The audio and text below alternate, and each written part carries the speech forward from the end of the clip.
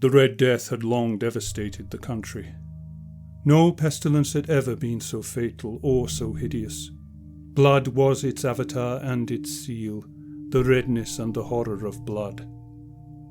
There were sharp pains, and sudden dizziness, and then profuse bleeding at the pores, with dissolution. The scarlet stains upon the body, and especially upon the face of the victim, were the pest ban which shut him out from the aid and from the sympathy of his fellow men. And the whole seizure, progress, and termination of the disease were the incidents of half an hour. But the Prince Prospero was happy and dauntless and sagacious. When his dominions were half depopulated, he summoned to his presence 1,000 hale and light-hearted friends from among the knights and dames of his court, and with these retired to the deep seclusion of one of his castellated abbeys. This was an extensive and magnificent structure, the creation of the prince's own eccentric yet august taste. A strong and lofty wall girdled it in. This wall had gates of iron. The courtiers, having entered, brought furnaces and massy hammers and welded the bolts. They resolved to leave means neither of ingress nor egress to the sudden impulses of despair or of frenzy from within. The abbey was amply provisioned. With such precautions, the courtiers might bid defiance to contagion. The external world could take care of itself. In the meantime, it was folly to grieve or to think. The prince had provided all the appliances of pleasure. There were buffoons, there were improvisatori, there were ballet dancers, there were musicians, there was beauty, there was wine. All these and security were within. Without was the Red Death. It was towards the close of the 5th or 6th month of his seclusion, and while the pestilence raged most furiously abroad, that the Prince Prospero entertained his 1,000 friends at a masked ball of the most unusual magnificence. It was a voluptuous scene, that masquerade. But first let me tell of the rooms in which it was held. These were 7, an imperial suite.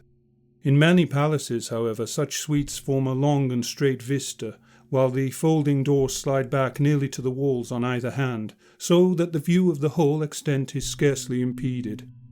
Here the case was very different, as might have been expected from the Duke's love of the bizarre.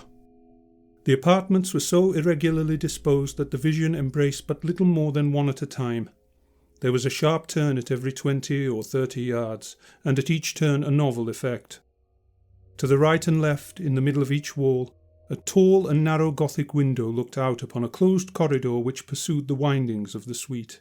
These windows were of stained glass, whose colour varied in accordance with the prevailing hue of the decorations of the chamber into which it opened. That at the eastern extremity was hung, for example, in blue, and vividly blue were its windows. The second chamber was purple in its ornaments and tapestries, and here the panes were purple. The third was green throughout, and so were the casements. The fourth was furnished and lighted with orange, the 5th with white, the 6th with violet. The 7th apartment was closely shrouded in black velvet tapestries that hung all over the ceiling and down the walls, falling in heavy folds upon a carpet of the same material and hue. But in this chamber only, the colour of the windows failed to correspond with the decorations. The panes here were scarlet, a deep blood colour. Now in no one of the 7 apartments was there any lamp or candelabrum, amid the profusion of golden ornaments that lay scattered to and fro or depended from the roof. There was no light of any kind emanating from lamp or candle within the suite of chambers.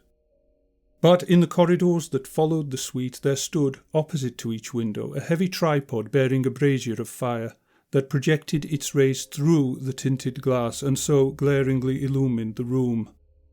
And thus were produced a multitude of gaudy and fantastic appearances.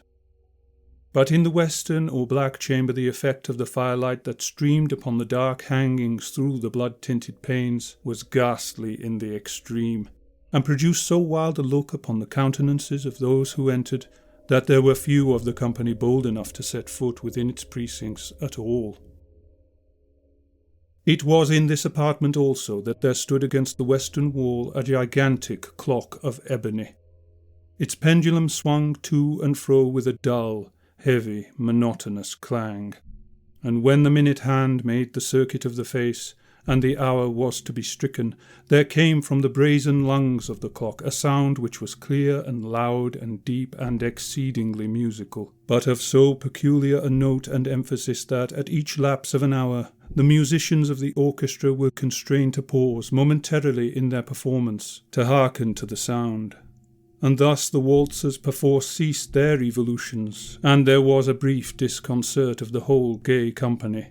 And, while the chimes of the clock yet rang, it was observed that the giddiest grew pale, and the more aged and sedate passed their hands over their brows as if in confused reverie or meditation. But when the echoes had fully ceased, a light laughter at once pervaded the assembly. The musicians looked at each other and smiled as if at their own nervousness and folly, and made whispering vows, each to the other, that the next chiming of the clock should produce in them no similar emotion. And then, after the lapse of 60 minutes, which embrace 3,600 seconds of the time that flies, there came yet another chiming of the clock, and then with the same disconcert and tremulousness and meditation as before. But in spite of these things it was a gay and magnificent revel. The tastes of the Duke were peculiar. He had a fine eye for colours and effects. He disregarded the decor of mere fashion. His plans were bold and fiery, and his conceptions glowed with barbaric lustre. There are some who would have thought him mad. His followers felt that he was not. It was necessary to hear and see and touch him to be sure that he was not. He had directed, in great part, the movable embellishments of the 7 chambers, upon occasion of this great fete, and it was his own guiding taste which had given character to the masqueraders. Be sure they were grotesque. There were much glare and glitter and piquancy and phantasm, much of what has been since seen in Hernani. There were arabesque figures with unsuited limbs and appointments. There were delirious fancies, such as the madman fashions. There were much of the beautiful, much of the wanton, much of the bizarre, something of the terrible, and not a little of that which might have excited disgust. To and fro in the 7 chambers there stalked, in fact, a multitude of dreams. And these, the dreams, writhed in and about, taking hue from the rooms, and causing the wild music of the orchestra to seem as the echo of their steps. And anon there strikes the ebony clock, which stands in the hall of the velvet, and then for a moment all is still, and all is silent, save the voice of the clock. The dreams are stiff, frozen as they stand, but the echoes of the chime die away. They have endured but an instant, and a light, half-subdued laughter floats after them as they depart. And now again the music swells, and the dreams live, and writhe to and fro more merrily than ever, taking hue from the many-tinted windows through which stream the rays from the tripods. But to the chamber which lies most westwardly of the 7, there are now none of the maskers who venture, for the night is waning away, and there flows a ruddier light through the blood-coloured panes, and the blackness of the sable drapery appalls, and to him whose foot falls upon the sable carpet, there comes from the near clock of ebony a muffled peal more solemnly emphatic than any which reaches their ears who indulged in the more remote gaieties of the other apartments. But these other apartments were densely crowded, and in them beat feverishly the heart of life, and the revel went whirlingly on, until at length there commenced the sounding of midnight upon the clock. And then the music ceased, as I have told, and the evolutions of the waltzers were quieted, and there was an uneasy cessation of all things as before. But now there were 12 strokes to be sounded by the bell of the clock, and thus it happened, perhaps, that more of thought crept, with more of time, into the meditations of the thoughtful among those who revelled. And thus too it happened, perhaps, that before the last echoes of the last chime had utterly sunk into silence, there were many individuals in the crowd who had found leisure to become aware of the presence of a masked figure which had arrested the attention of no single individual before. And the rumour of this new presence having spread itself whisperingly around, there arose at length from the whole company a buzz or murmur expressive of disapprobation and surprise. then, finally, of terror, of horror, and of disgust. In an assembly of phantasms such as I have painted, it may well be supposed that no ordinary appearance could have excited such sensation. In truth, the masquerade license of the night was nearly unlimited, but the figure in question had out-Heroded Herod, and gone beyond the bounds of even the prince's indefinite decorum. There are chords in the hearts of the most reckless which cannot be touched without emotion. Even with the utterly lost, to whom life and death are equally jests, there are matters of which no jest can be made.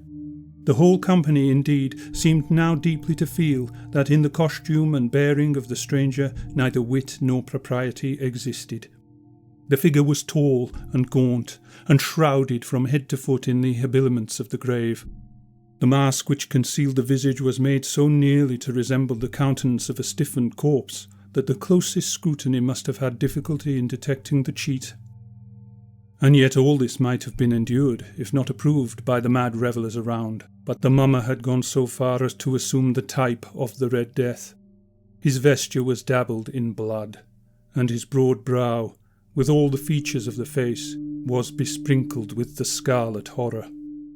When the eyes of the Prince Prospero fell upon this spectral image, which, with a slow and solemn movement, as if more fully to sustain its role, stalked to and fro among the waltzers, he was seen to be convulsed, in the first moment with a strong shudder either of terror or distaste, but, in the next, his brow reddened with rage. "Who dares," he demanded hoarsely of the courtiers who stood near him, "who dares insult us with this blasphemous mockery? Seize him and unmask him, that we may know whom we have to hang at sunrise from the battlements." It was in the eastern or blue chamber in which stood the Prince Prospero as he uttered these words. They rang throughout the 7 rooms loudly and clearly, for the prince was a bold and robust man, and the music had become hushed at the waving of his hand. It was in the blue room where stood the prince, with a group of pale courtiers by his side. At first, as he spoke, there was a slight rushing movement of this group in the direction of the intruder, who at the moment was also near at hand, and now, with deliberate and stately step, made closer approach to the speaker.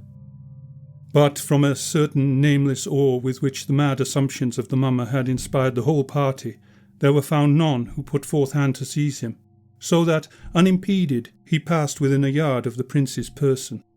And while the vast assembly, as if with one impulse, shrank from the centres of the rooms to the walls, he made his way uninterruptedly, but with the same solemn and measured step which had distinguished him from the first, through the blue chamber to the purple, through the purple to the green, through the green to the orange, through this again to the white, and even thence to the violet, ere a decided movement had been made to arrest him. It was then, however, that the Prince Prospero, maddening with rage and the shame of his own momentary cowardice, rushed hurriedly through the 6 chambers, while none followed him on account of a deadly terror that had seized upon all. He bore aloft a drawn dagger, and had approached, in rapid impetuosity, to within 3 or 4 feet of the retreating figure, when the latter, having attained the extremity of the velvet apartment, turned suddenly and confronted his pursuer. There was a sharp cry, and the dagger dropped gleaming upon the sable carpet, upon which, instantly afterwards, fell prostrate in death the Prince Prospero. Then, summoning the wild courage of despair, a throng of the revellers at once threw themselves into the black apartment, and seizing the mummer, whose tall figure stood erect and motionless within the shadow of the ebony clock, gasped in unutterable horror at finding the grave cerements and corpse-like mask, which they handled with so violent a rudeness, untenanted by any tangible form. And now was acknowledged the presence of the Red Death. He had come, like a thief in the night, and one by one dropped the revellers in the blood-bedewed halls of their revel, and died, each in the despairing posture of his fall. And the life of the ebony clock went out with that of the last of the gay, and the flames of the tripods expired, and darkness and decay and the Red Death held illimitable dominion over all.